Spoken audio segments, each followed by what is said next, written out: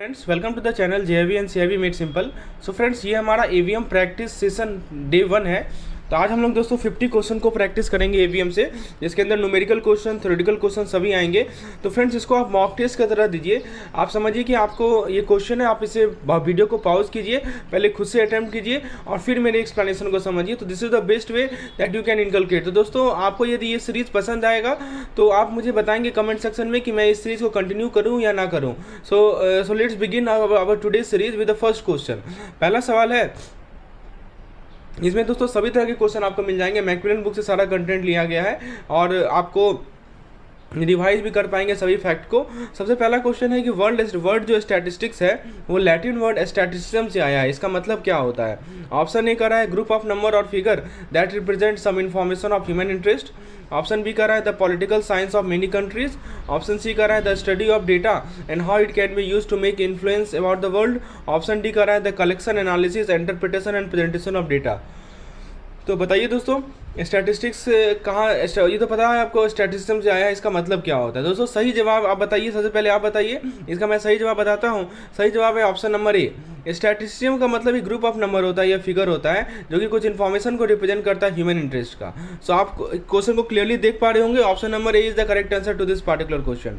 अब दोस्तों next question पे आते हैं। नेक्स्ट क्वेश्चन में आपसे पूछा जा रहा है कि जो स्टैटिस्टिक्स का यूज है वो ओवर द टाइम बढ़ा है और वाइडन हुआ है, इसके पीछे क्या कारण है? ऑप्शन ए कर रहा है कि ऑलमोस्ट जितने भी फील्ड है ह्यूमन नॉलेज का और स्किल का, वो वहाँ पे स्टैटिस्टिक्स को आप यूज कर सकते हैं। ऑप्शन बी में कहा जा रहा है कि बिजनेस हो, कॉमर्स हो, इकोनॉमिक्स हो, सोशल साइंस हो, पॉलिटिक्स, प्लानिंग, मेडिसिन, सभी में आप स्टैटिस्टिक्स को यूज कर सकते हैं। ऑप्शन सी कर रहा है कि हम जो डेटा को एनालाइज करते हैं कॉलेज में, हॉस्पिटल में, इकोनॉमिक्स में, गवर्नमेंट और प्राइवेट ऑर्गेनाइजेशन में, यहाँ भी स्टैटिस्टिक्स को आप यूज कर सकते हैं। और ऑप्शन डी कर रहा है ऑल ऑफ द अबव। तो दोस्तों ऑब्वियस सी बात है कि स्टैटिस्टिक्स का यूज चाहे हमारा ह्यूमन नॉलेज और स्किल का फील्ड हो, चाहे business, commerce, economics, social science हो, या हमारा कॉलेज, हॉस्पिटल, इकोनॉमिक, गवर्नमेंट, सभी जगह स्टैटिस्टिक्स का यूज इंक्रीज हो गया है, वाइडन हो गया है, इसीलिए आप सभी जगह यूज कर सकते हैं। चलिए आगे बढ़ते हैं दोस्तों।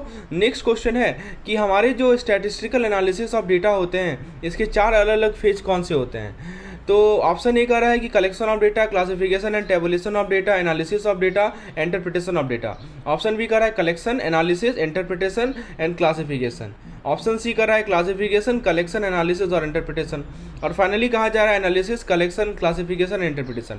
तो फ्रेंड्स आप यदि मैक्मिलन बुक को देखेंगे तो पेज नंबर 2 में ये इस पे दोस्तों आपको लिखा हुआ है कंटेंट, उसी के बेसिस पे ये क्वेश्चन को फ्रेम किया गया है। और आपको ऑर्डर बताना है कि आप यदि किसी स्टैटिस्टिकल डेटा को एनालाइज करेंगे तो उसके 4 अलग अलग फेज किस ऑर्डर में आएंगे। तो बताइए दोस्तों सबसे पहले क्या होगा? सबसे पहले ऑब्वियसली आप डेटा को कलेक्ट करेंगे, राइट। डेटा को आपने कलेक्ट किया, फिर आप उसे क्लासीफाई करेंगे या टेबुलेट करेंगे। आपने जब क्लासीफाई या टेबुलेट कर लिया तो टेबुलेशन का पर्पस ये था कि हम उसे एनालाइज कर पाएँ, राइट। तो हम फिर उसे एनालिसिस करेंगे और फाइनली एनालिसिस करने के बाद हम क्या करेंगे, उसे इंटरप्रेट करेंगे। तो ये हमारा है 4 डिस्टिंक्ट फेज होता है स्टैटिस्टिकल एनालिसिस का, कलेक्शन, क्लासिफिकेशन, एनालिसिस और interpretation. So option number A is the correct answer. चलिए आगे बढ़ते हैं दोस्तों। नेक्स्ट क्वेश्चन आपके स्क्रीन पर है। पूछा जा रहा है आपसे कि हमारा जो रॉ डेटा है जो हमने कलेक्ट किया है उसे हम रिप्रेजेंट करते हैं प्रॉपरली आगे के कैलकुलेशन के लिए। ये कैसे करते हैं? यानी रॉ डेटा को हम प्रॉपरली प्रेजेंट करते हैं फर्दर कैलकुलेशन के लिए। How do we do it? Option A कर रहा है कि हम रॉ डेटा को डिवाइड कर देते हैं छोटे छोटे ग्रुप या क्लासेस में और उसको एक टेबल के फॉर्म में रिप्रेजेंट कर देते हैं। ऑप्शन बी कर रहा है कि हम अलग अलग फार्मूला का यूज करेंगे, मेथड्स को यूज करेंगे, जो भी हमारा इन्वेस्टिगेशन का पर्पज होगा उसके अकॉर्डिंग।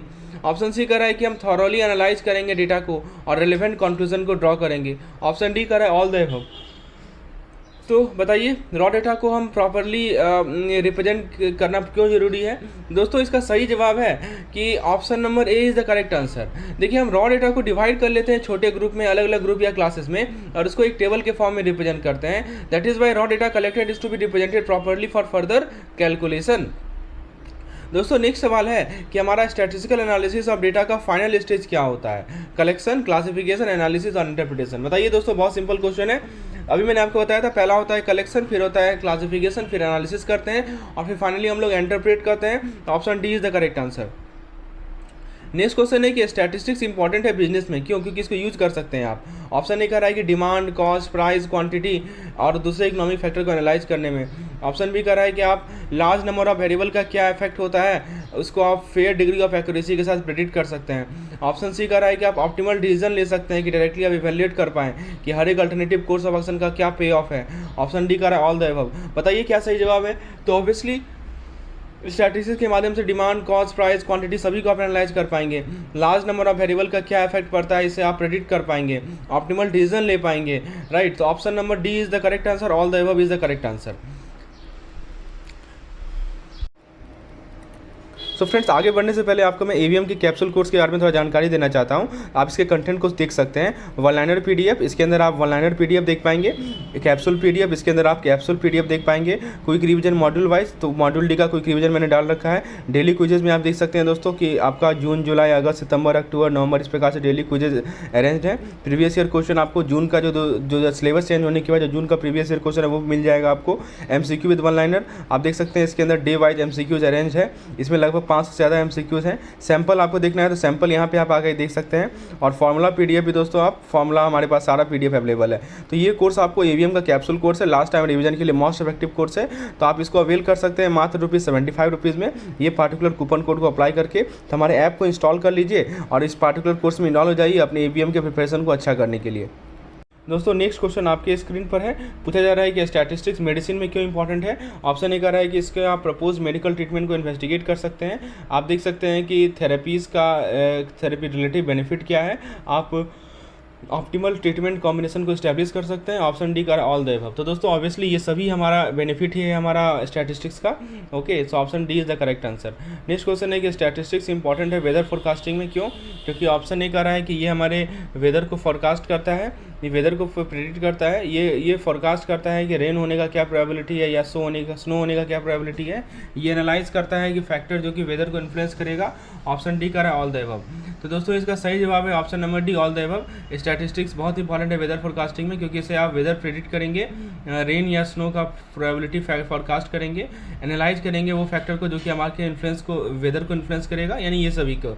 ठीक है। स्ट्रैटेजी स्टॉक मार्केट में क्यों इंपॉर्टेंट है?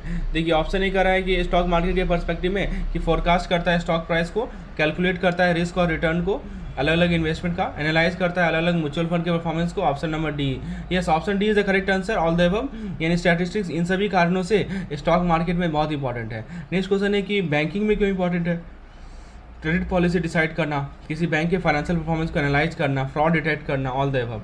तो ये तीनों काम करता है दोस्तों स्टैटिस्टिक्स। आपके क्रेडिट पॉलिसी को भी डिसाइड करेगा, फाइनेंशियल परफॉर्मेंस को भी एनालाइज करेगा और फ्रॉड को भी डिटेक्ट करेगा। Option D is the correct answer. इनमें से कौन सा स्टैटिस्टिक्स का फंक्शन नहीं है स्पोर्ट में? Presenting fact in a definite form, simplifying complex data, studying the relation between two or more variable and dealing with the individual. तो दोस्तों यहाँ पे सही जवाब है, क्या लग रहा है बताइए? सही जवाब है इसका option number D, that is dealing with the individual. क्यों ये सही जवाब है? क्योंकि स्टैटिस्टिक्स इंडिविजुअल के साथ डील नहीं करता, वो ग्रुप ऑफ ऑब्जर्वेशन के साथ डील करता है। याद रखिएगा, statistics do not deal with individuals, rather it deals with the group of observations. Okay, अब देखिए नेक्स्ट क्वेश्चन है, इनमें से कौन सा एग्जाम्पल है कि कैसे आप स्टैटिस्टिक्स को स्पोर्ट में यूज कर सकेंगे।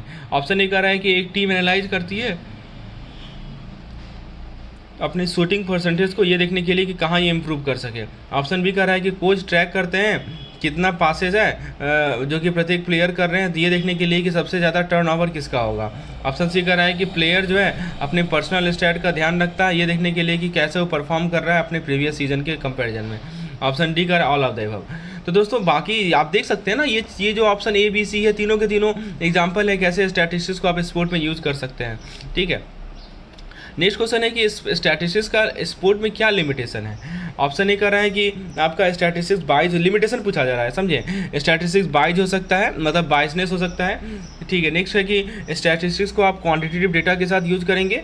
नेक्स्ट है स्टैटिस्टिक्स को आप फ्यूचर आउटकम को प्रेडिक्ट करने के लिए यूज नहीं कर सकते। ऑप्शन डी कह रहा है ऑल ऑफ द अबव। तो दोस्तों देखिए इसमें क्या है कि स्टैटिस्टिक्स का बाइसनेस हो सकता है, बिल्कुल सही है, ये एक बहुत बड़ा लिमिटेशन है। और जहाँ तक बात है can be use with quantitative data, तो ये भी लिमिटेशन है, राइट। और इससे आप फ्यूचर आउटकम को प्रेडिक्ट नहीं कर सकते। तो all of these three are limitation of statistics. So friends the next question is हमारा प्राइमरी डेटा और सेकेंडरी डेटा के बीच में की डिफरेंस क्या होता है। ऑप्शन ए कर रहा है कि प्राइमरी डेटा को हम पब्लिक सोर्स से कलेक्ट करते हैं जबकि सेकेंडरी डेटा को हम रिस्पोंडेंट से कलेक्ट करते हैं। बी कर रहा है कि प्राइमरी डेटा ज़्यादा एक्यूरेट होता है। सी कर रहा है कि सेकेंडरी डेटा में ज़्यादा टाइम और एनर्जी चाहिए होता है तो कलेक्ट करने में as compare to primary data. और डी कर रहा है कि प्राइमरी डेटा को हम फर्स्ट टाइम कलेक्ट करते हैं जबकि सेकेंडरी डेटा को ऑलरेडी एग्जिस्टिंग इन्फॉर्मेशन होता है। बताइए प्राइमरी और सेकेंडरी डेटा में क्या डिफरेंस होता है। दोस्तों सही जवाब है इसका ऑप्शन नंबर डी। देखिए प्राइमरी डेटा को आप जो कलेक्ट करते हैं ना पहली बार के लिए, और जबकि सेकेंडरी डेटा को वो हमारा ऑलरेडी एग्जिस्टिंग इन्फॉर्मेशन होता है। तो यहाँ पे स्टेटमेंट में साफ साफ लिखा हुआ है कि जो प्राइमरी डेटा है इज़ कलेक्टेड डायरेक्टली और first time the investigation and from the respondent and while the secondary data refers to the already been collected. ठीक है, तो की डिफरेंस यही है कि प्राइमरी डेटा को आप पहली बार कलेक्ट करते हैं, राइट, और सेकेंडरी डेटा को आप ऑलरेडी एग्जिस्टिंग इन्फॉर्मेशन होता है। तो इसीलिए कहा जा रहा है कि हमारा ऑप्शन नंबर डी ज़्यादा से ज़्यादा अप्रोप्रिएट है। ठीक है, आइए नेक्स्ट क्वेश्चन देखते हैं। इनमें से कौन सा मेथड है डेटा कलेक्शन का जिसमें आप फेस टू फेस कांटेक्ट होता है रेस्पोंडेंट के साथ। Direct interview method, questionnaire, census या सैंपल सर्वे। तो दोस्तों सही जवाब है इसका डायरेक्ट इंटरव्यू मेथड। तो ये कहा जाता है कि डायरेक्ट इंटरव्यू मेथड में फेस टू फेस कांटेक्ट होता है इन्फॉर्मेंट या रेस्पोंडेंट के साथ। इंटरव्यूअर जो है क्वेश्चन पूछता है उससे जो कि सर्वे से रिलेटेड हो और डिजायर इन्फॉर्मेशन को कलेक्ट करता है। इसीलिए डायरेक्ट इंटरव्यू मेथड एक मेथड होता है जिसके अंदर फेस टू फेस कॉन्टैक्ट होता है रेस्पोंडेंट के साथ। तो option number A is the correct answer. So direct interview method involves face to face contact with the respondent. Option A is correct. आगे देखते हैं कि सेकेंडरी डेटा को यूज़ करने का एडवांटेज क्या है ओवर प्राइमरी डेटा। मतलब सेकेंडरी डेटा को हम यूज़ करते हैं ओवर प्राइमरी डेटा, इसके पीछे क्या रीज़न है। ऑप्शन को देखिए, secondary data is more accurate than primary data. Secondary data is collected directly from respondent. Option C कर रहा है कि secondary data is readily available and save times and resource. Option D कर रहा है secondary data provide more detail information than primary data. बताइए क्या advantage है। दोस्तों इसका सही जवाब है ऑप्शन नंबर सी। मैं समझाता हूँ। सेकेंडरी डेटा जो होता है वो रेडिली अवेलेबल होता है और आपका टाइम और रिसोर्स भी बचाता है। तो स्टेटमेंट में साफ साफ लिखा हुआ है कि सेकेंडरी डेटा एक ऐसा डेटा होता है जो कि ऑलरेडी बीन कनेक्टेड होता है। तो आप एग्जिस्टिंग रिकॉर्ड से सेकेंडरी डेटा को कलेक्ट कर सकते हैं, किसी पब्लिश या अनपब्लिश सोर्स से सेकेंडरी डेटा को कलेक्ट कर सकते हैं। तो प्राइमरी डेटा के कंपैरिजन में जिसमें टाइम चाहिए, मनी चाहिए, एनर्जी चाहिए, सेकेंडरी डेटा रेडिली अवेलेबल होता है जो कि आपका टाइम और रिसोर्स बचाता है। इसीलिए कहा जाता है ऑप्शन सी सही जवाब है इसका। नेक्स्ट है, इनमें से कौन सा वेरिएबल जो है, जैसे मान लीजिए कि किसी क्लास में जो स्टूडेंट का हाइट है वो कैसा वेरिएबल है, discrete variable, continuous variable, attributable variable या पैरामीटर वेरिएबल। देखिए बहुत अच्छा क्वेश्चन मैंने फ्रेम किया है आपकी मैकमिलन बुक से, तो इसको आप सही तरीके से जवाब देने का प्रयास कीजिए। तो बताइए क्या कितना वेरिएबल है, किस तरह का वेरिएबल है height of student in class. दोस्तों ये हमारा कंटिन्यूस वेरिएबल है। तो एक वेरिएट जो कि वैल्यू ले सकता है कोई भी रेंज के अंदर, चाहे इंटीजर हो या फ्रैक्शन हो, उसे हम लोग कंटिन्यूस वेरिएबल कहते हैं। तो हाइट भी जो है कोई वैल्यू ले सकता है ना एक रेंज के अंदर, जैसे 5.4, 5.5, इंटीजर भी हो सकता है और फ्रैक्शनल भी हो सकता है। तो ये हमारा कंटिन्यूस वेरिएबल होता है। इनमें से कौन सा एग्जाम्पल है एट्रीब्यूट वेरिएबल का। तो price of a commodity, wages of worker, marks of student, religion of human. बताइए इनमें से कौन सा एट्रीब्यूटेबल वेरिएबल है। तो आप कंटिन्यूस और एट्रीब्यूट समझते होंगे तभी आप इसका जवाब दे पाएंगे, है ना। तो बताए तो इसका ऑप्शन को देखते हैं, कमोडिटी का price, and the correct answer to this particular question is option number D, religion of human. देखिए जो एट्रीब्यूट एक कैरेक्टरिस्टिक्स होता है जो कि एक इंडिविजुअल से दूसरे इंडिविजुअल में वेरी करता है, लेकिन आप उसको न्यूमेरिक टर्म में एक्सप्रेस नहीं कर सकते।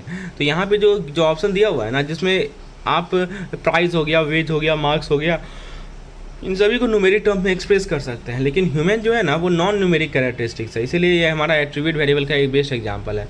नेक्स्ट है कि हमारा सैंपल को यूज़ करने का क्या पर्पज़ है स्टैटिस्टिकल स्टडीज़ में, क्यों सैंपल को यूज़ करते हैं। तो ऑप्शन ए कर रहा है कि हम अननोन पैरामीटर को कलेक्ट कर सकें। ऑप्शन बी कर रहा है कि पॉपुलेशन मीन को कलेक्ट कर सकें, एस्टिमेट कर सकें। ऑप्शन सी कर रहा है कि कंक्लूजन ड्रॉ कर सकें इंटायर पॉपुलेशन के बारे में।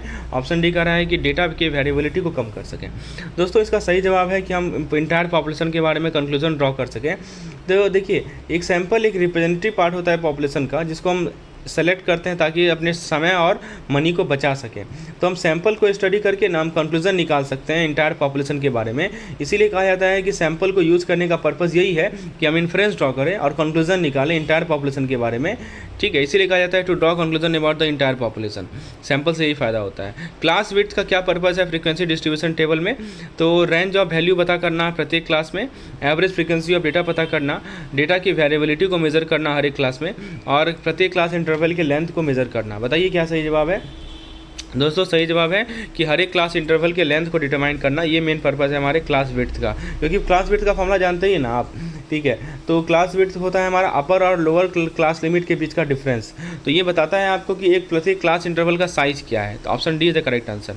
नेक्स्ट क्वेश्चन है, इनमें से कौन सा फॉर्मूला को यूज़ करके आप क्लास मार्क या मिड वैल्यू निकाल सकते हैं। तो क्लास मार्क का फॉर्मूला जानते ही आप, अपर class limit plus lower class limit divided by 2, ठीक है। तो यही नाम में ही देख सकते हैं ना, मिड वैल्यू लिखा है, तो यही पॉइंट है दोस्तों। यदि आप इस तरह का क्वेश्चन सभी चीज़ों, सभी AVM हो, BFM हो, इस तरह का प्रैक्टिस करना चाहते हैं रियल टाइम में, तो हमारे मॉक टेस्ट में आप इनरोल हो जाइए। मॉक टेस्ट मात्र आपको 150 रुपीज़ में आपको दोस्तों 100 से ज़्यादा क्विजेज हैं, समझे। और उसके बाद यूनिट वाइज मॉक टेस्ट दोस्तों 100 से 100 क्विज में 15 क्वेश्चन है। यूनिट वाइज मॉक टेस्ट दोस्तों 17 यूनिट वाइज मॉक टेस्ट हैं, और प्रत्येक यूनिट वाइज में 50 क्वेश्चन है। और module wise mock test 4 mock test हैं, और प्रत्येक मॉड्यूल वाइज मॉक टेस्ट में आपको 100 क्वेश्चन मिलेंगे। तो दोस्तों मतलब कि 2000-3000 क्वेश्चन है, जिसको आप यदि प्रैक्टिस कर लेते हैं इस क्विज फॉर्मेट में, निश्चित रूप से कोई क्वेश्चन छूटेगा नहीं आपका, चाहे न्यूमेरिकल हो, चाहे केस स्टडीज़ हो, सभी तरह का क्वेश्चन मैंने डाल रखा है। तो this is the best way to prepare in the last 7 days for AVM। Okay, आप मॉक टेस्ट दीजिए, देखिए कि कहाँ, क्योंकि मैक्मिलन बुक का एक एक कोना से मैंने क्वेश्चन बनाया, कोई कोना छोटा नहीं है मैक्मिलन बुक का। So that is what I am going to present you. यदि आप इसमें इच्छुक है तो हमारे डिस्क्रिप्शन में जाइए, वहाँ पे आपको ऐप का लिंक मिलेगा, यानी तो मैं आपको व्हाट्सएप नंबर प्रोवाइड कर देता हूँ, आप मुझे वहाँ पे भी कॉन्टैक्ट कर सकते हैं। तो ये समझ में आ गया, इसका सही जवाब है ऑप्शन नंबर ए। आगे देखते हैं कि एक्सक्लूसिव और इंक्लूसिव के बीच में क्या डिफरेंस होता है। तो ऑप्शन ये कह रहा है कि एक्सक्लूसिव टाइप में लोअर और अपर क्लास लिमिट दोनों होता है, जबकि इंक्लूसिव दोनों में नहीं होता है। एक्सक्लूसिव में दोनों एक्सक्लूड कर लेता है अपर लोअर क्लास, लेकिन इंक्लूसिव में दोनों होता है। बताइए दोस्तों क्या सही जवाब है। तो ऑप्शन सी में कह रहा है कि exclusive exclude the lower class limit but include the upper class limit, while inclusive type include both. Yes, correct answer है ऑप्शन नंबर सी। देखिए एक्सक्लूसिव क्या करता है कि जो लोअर क्लास लिमिट है ना उसको छोड़ देता है और अपर क्लास लिमिट को ले लेता है, समझे। और इंक्लूसिव के जैसा कि नाम ही है इंक्लूसिव, तो दोनों लेगा, ठीक है। तो वही कह रहा है। अब क्वेश्चन नंबर 10 को देखते हैं हम लोग। क्वेश्चन नंबर 10 में पूछा जा रहा है कि हमारा फॉर्मूला क्या होता है किसी इंक्लूसिव क्लास इंटरवल को एक्सक्लूसिव क्लास इंटरवल में बदलने का, तो और दोस्तों क्लास बाउंड्री लेने का। तो दोस्तों इसका फॉर्मूला मैं आपको बता दूं कि new UCL is equal to old UCL plus upper class limit minus lower class limit divided by 2, समझे। तो ये होता है formula, new UCL is equal to old UCL plus, या आप माइनस भी कर सकते हैं, new UCL is equal to old UCL minus upper class limit minus lower class limit divided by 2, ठीक है। तो ये फॉर्मूला होता है, तो ये ध्यान रखिएगा। आगे देखते हैं दोस्तों, फ्रीक्वेंसी डेंसिटी निकालने का क्या फॉर्मूला होता है। Frequency density is equal to class frequency into width of class. Frequency density को क्लास बताइए क्या होता है, class frequency upon total frequency. और उसके बाद और नेक्स्ट ऑप्शन कर रहा है कि frequency density is equal to width of class by class frequency, और लास्ट है frequency density is equal to total frequency of class frequency. तो दोस्तों सिंपल सा चीज़ है, फ्रीक्वेंसी डेंसिटी की बात करें तो ये होता है हमारा class frequency into width of class. Next है हमारा फ्रीक्वेंसी डिस्ट्रीब्यूशन कौन सा होता है जो कि अप्रोप्रिएट होता है जब वेरिएबल डिस्टिंक्ट वैल्यू ले, डिस्क्रीट, कंटिन्यूअस, एक्सक्लूसिव या इंक्लूसिव। तो जब वेरिएबल डिस्टिंक्ट वैल्यू लेता है तो कौन सा फ्रीक्वेंसी डिस्ट्रीब्यूशन सबसे ज़्यादा अप्रोप्रिएट होता है। तो सही जवाब है इसका ऑप्शन नंबर ए, डिस्क्रीट फ्रीक्वेंसी डिस्ट्रीब्यूशन, राइट। तो देखिए डिस्क्रीट फ्रीक्वेंसी डिस्ट्रीब्यूशन अप्रोप्रिएट होता है जब वेरिएबल अलग अलग वैल्यू ले, ठीक है। तो प्रत्येक वेरिएबल का अपना अपना सेपरेट फ्रीक्वेंसी असाइन होता है, यही होता है हमारा discrete frequency distribution. Next question है किसी गिवन कंटिन्यूअस फ्रीक्वेंसी डिस्ट्रीब्यूशन के लिए इसके पास क्लास इंटरवल है, क्युमुलेटिव फ्रीक्वेंसी क्या रिप्रेजेंट करता है। Total number of observation in this class interval, sum of frequency up to and including a particular class interval, the relative frequency of इस class interval, और last option difference between upper and lower class. तो दोस्तों correct answer है इसका option number B. देखिए cumulative frequency represent करता है कि उस पार्टिकुलर क्लास तक कितना सम ऑफ फ्रीक्वेंसीज है, इससे आप ट्रैक कर सकते हैं टोटल ऑब्जर्वेशन को, ये पॉइंट है। नेक्स्ट है कि फ्रीक्वेंसी डिस्ट्रीब्यूशन टेबल में यदि क्लास इंटरवल नॉन ओवरलैपिंग है और सारे के सारे डेटा के रेंज को कवर करता है तो फ्रीक्वेंसी का सम क्या होगा। देख सकते हैं दोस्तों कितना हाई स्टैंडर्ड क्वेश्चन को फ्रेम किया गया, आपको कहीं नहीं मिलेगा ये सब क्वेश्चन, क्योंकि मैक्मिलन बुक से एक एक लाइन से क्वेश्चन बनाया गया है। This is the essence of our mock test. तो पूछा जा रहा है आपसे कि क्लास इंटरवल यदि नॉन ओवरलैपिंग है और इंटायर रेंज ऑफ डेटा को कवर कर रहा है तो फ्रीक्वेंसी का सम क्या होगा। तो दोस्तों सही जवाब है इसका कि sum of frequency should be equal to total number of observation in the data.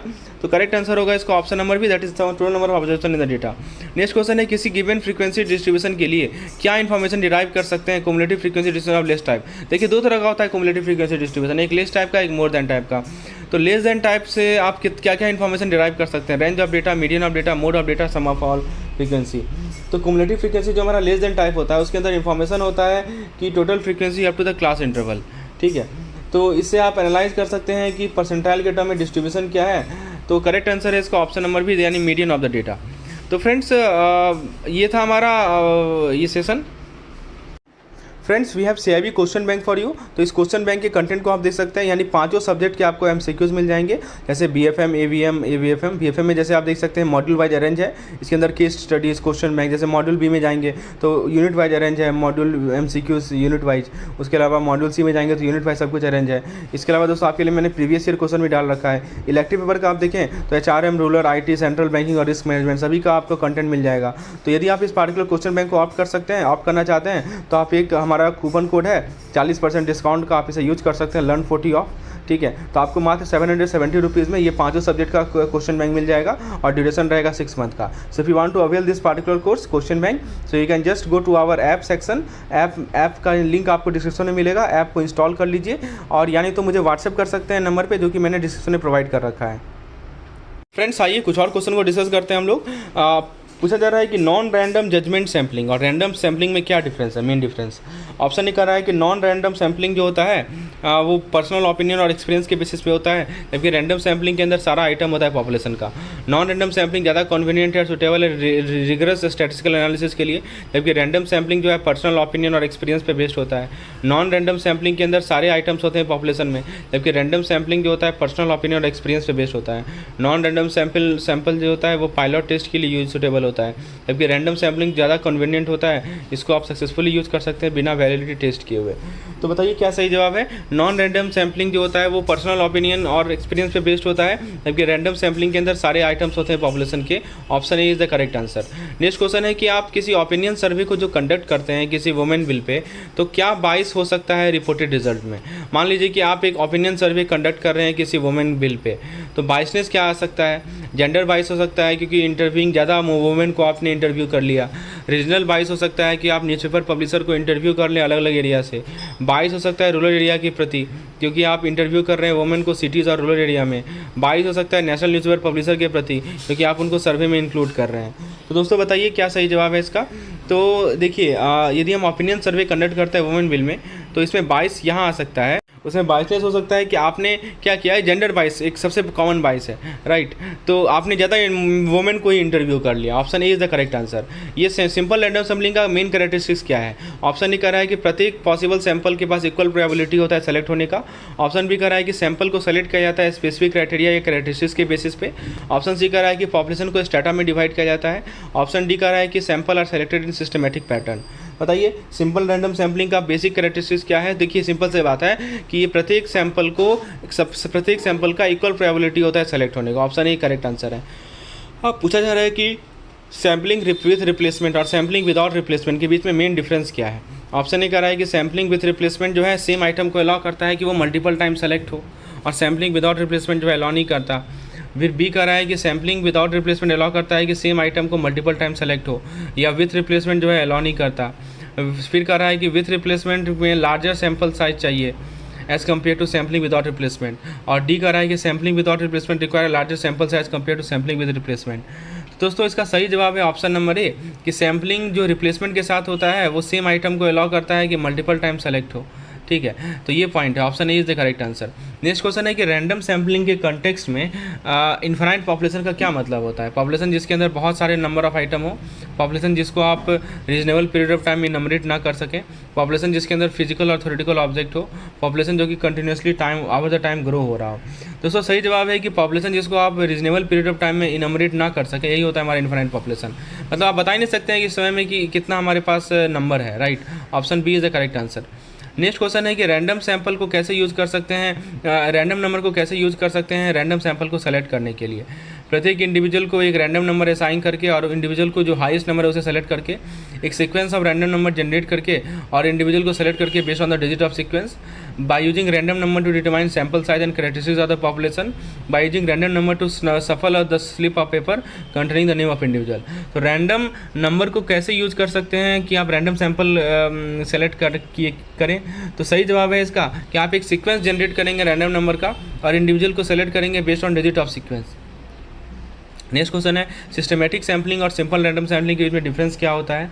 तो ऑप्शन ए कह रहा है कि सिस्टमेटिक सैम्पलिंग में प्रत्येक एलिमेंट का इक्वल चांस होता है सेलेक्ट होने का, सिंपल रैंडम सैम्पलिंग में ये प्रत्येक एलिमेंट का इक्वल चांस होता है सेलेक्ट होने का, लेकिन प्रत्येक सैंपल के पास इक्वल चांस नहीं होता है सेलेक्ट होने का। सिस्टमेटिक सैम्पलिंग के अंदर सैंपल को सेलेक्ट करते हैं पर्सनल जजमेंट के बेसिस पे, जबकि सिंपल रैंडम सैम्पलिंग में सैंपल को सेलेक्ट करते हैं रैंडम नंबर जनरेशन से।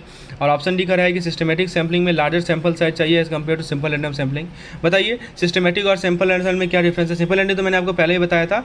अब देखिए सिस्टमेटिक सैम्पलिंग में प्रत्येक एलिमेंट का इक्वल चांस होता है, लेकिन प्रत्येक सैंपल का इक्वल चांस नहीं होता है सेलेक्ट होने का, राइट। ये मेन डिफरेंस है।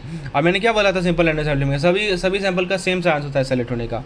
नेक्स्ट क्वेश्चन है कि यदि मान लीजिए कि हम लोगों का ईटिंग हैबिट को इन्वेस्टिगेट करना चाह रहे हैं कि वीक के अलग अलग दिनों में क्या ईटिंग हैबिट है, तो यदि फ्राइडे को हम चूज करते हैं systematic sample point,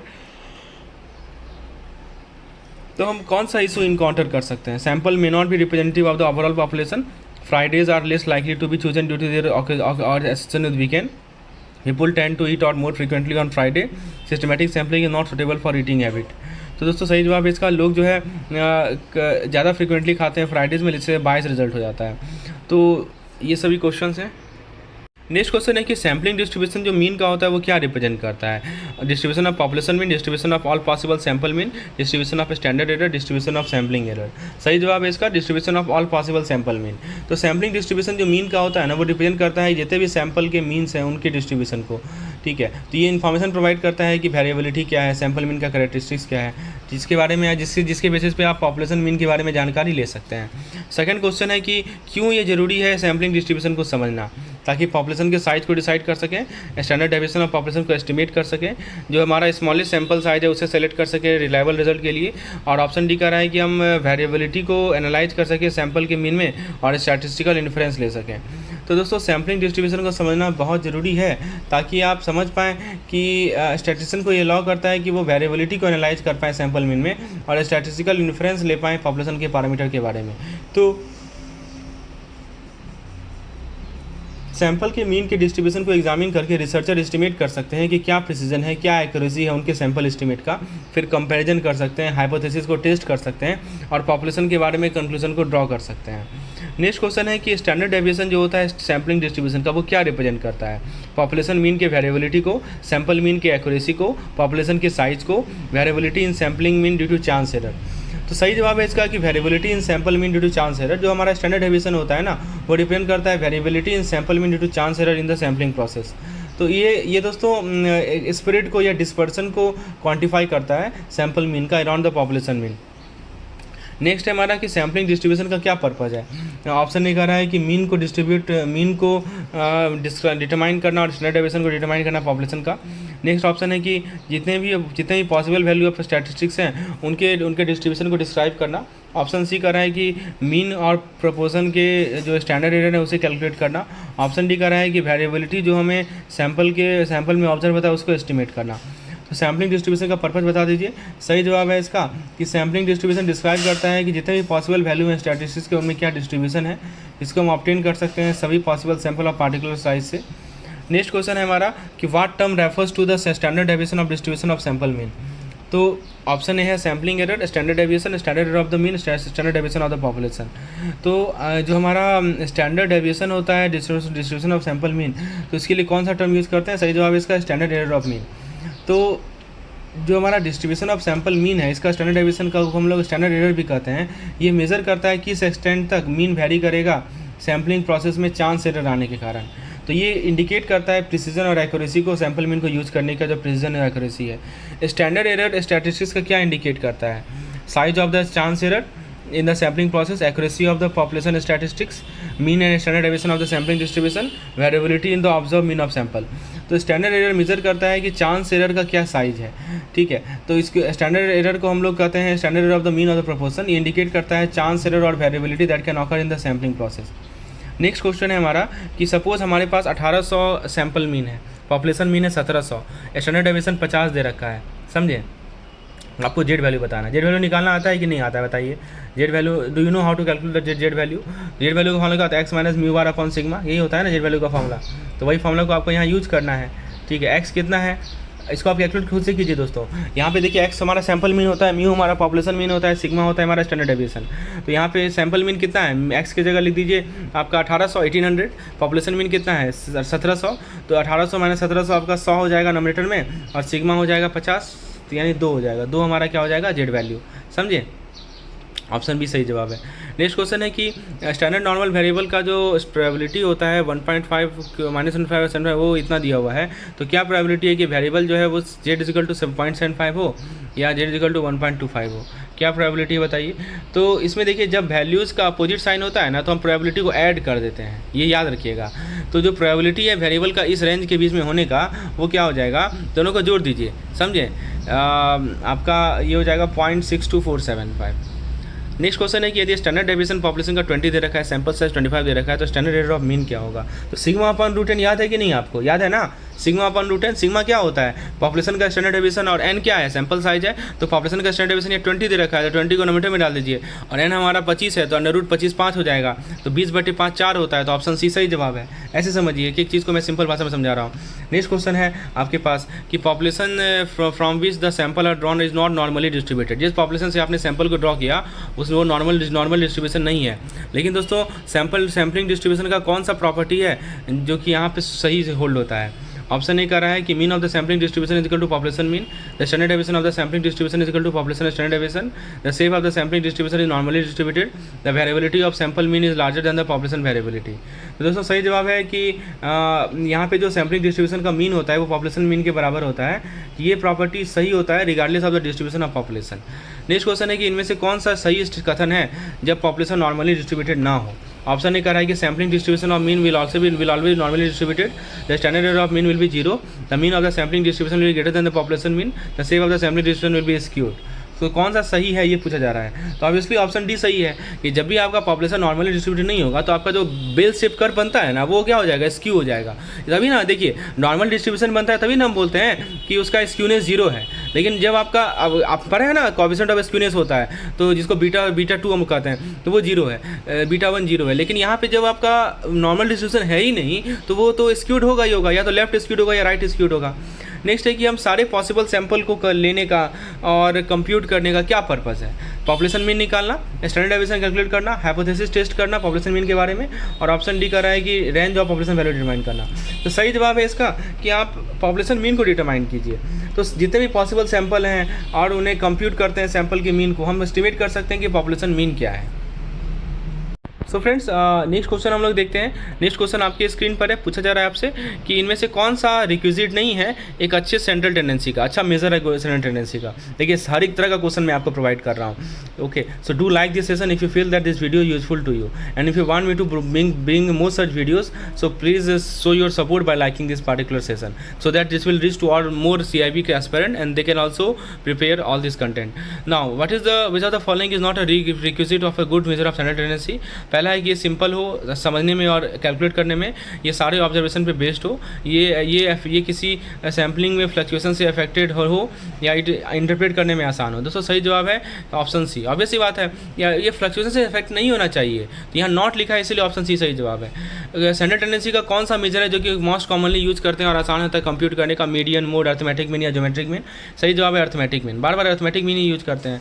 central tendency को मेजर करने का मेन ऑब्जेक्टिव क्या है, डेटा को एनालाइज करना स्टैटिस्टिकल मेथड से, डेटा को रिड्यूस करना सिंगल वैल्यू में कंपैरेटिव स्टडी के लिए, कंक्लूजन ड्रॉ करना डेटा से एक्यूरेसी और क्लैरिटी के साथ, डेटा को क्लासिफाई करना अलग अलग ग्रुप में अकॉर्डिंग टू कॉमन कैरेक्टरिस्टिक। सही जवाब है इसका ऑप्शन नंबर बी। आप क्या करते हैं सेंट्रल टेंडेंसी के माध्यम से कि डेटा को एक सिंगल वैल्यू में रिड्यूस करते हैं ताकि आप कंपैरेटिव स्टडी कर सकें।